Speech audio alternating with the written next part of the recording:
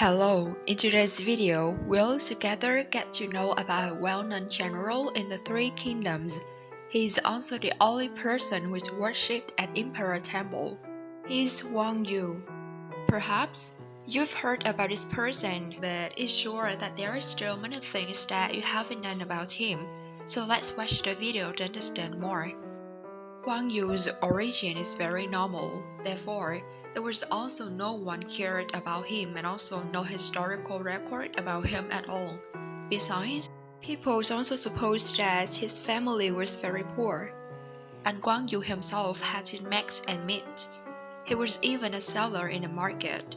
Once, because of being too angry and cannot control himself, he killed a money collector and ran away after that.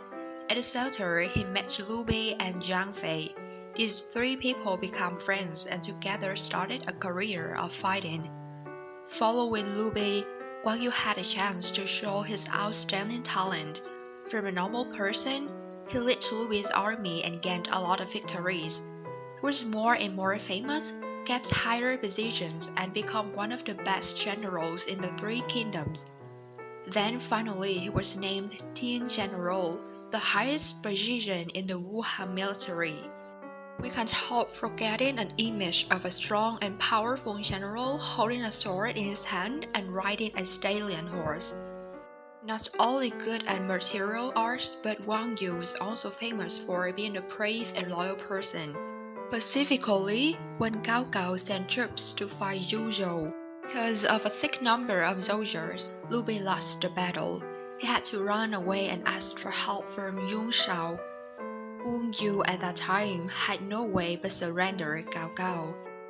Even though Cao Cao captured Guan Yu as a prisoner, with a talented skill in using people of Cao Cao, he didn't kill him but gave Guan Yu a lot of ivory jewels, and even the stallion horse with the aim of enticing him to be his person. With a loyal spirit, Guan Yu considered Liu Bei's action as a debt, so he decided to gain achievements by repaying the favor. Winning the two large battles, Guan Yu again was rewarded many golds and jewels by Cao Cao. Frankly speaking, if Guan Yu continued to serve Liu Bei like that, his future could be very open.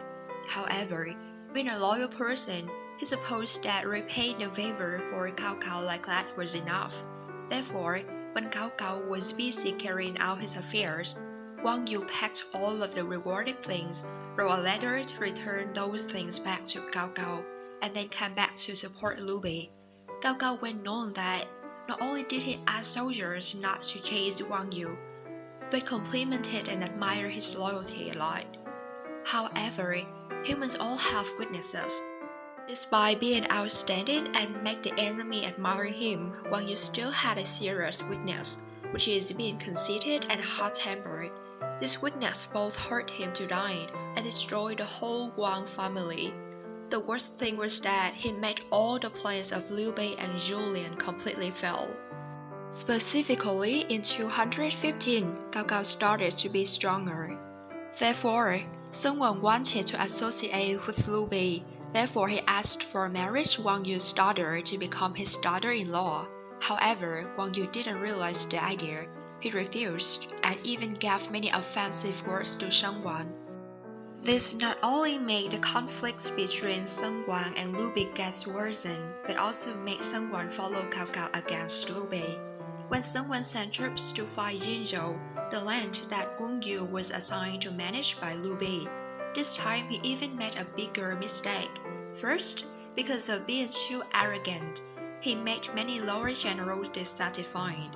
Second, because of disregarding the enemy, he arranged the troops in a wrong way.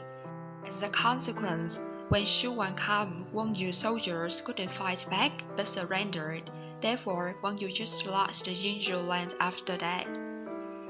It was possible for Guan Yu to find shelter in other places, but because of having bad relationships with them, he had no way but have to wait for the troops to come and save him. In the end, there was also no one saving him because of having a bad relation with his people. As a result, Guan Yu and his son were captured and killed immediately by Wu troops.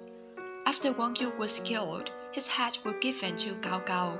A surprising thing was that Cao Cao organized a formal funeral rites for him, and his body was buried at the place where he was captured.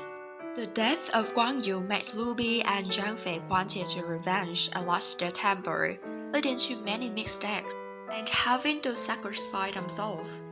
Because of that, many strategies of Zhu Han dynasty also fell down. Regarding Guan Yu's family, 45 years later, his enemy killed all of the members for revenge.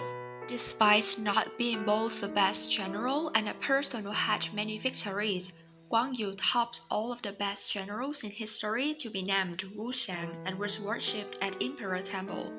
This is because kings always wanted to promote loyalty. Therefore, they worshipped Guan Yu as a typical example of that. Then Guan Yu was more and more respected. Until the Ming Dynasty and the Yin Dynasty, Guan Yu was named Wang Yin. In this stage, his temples were built in many places. That's all about today. Thanks for watching the video. Goodbye and see you later.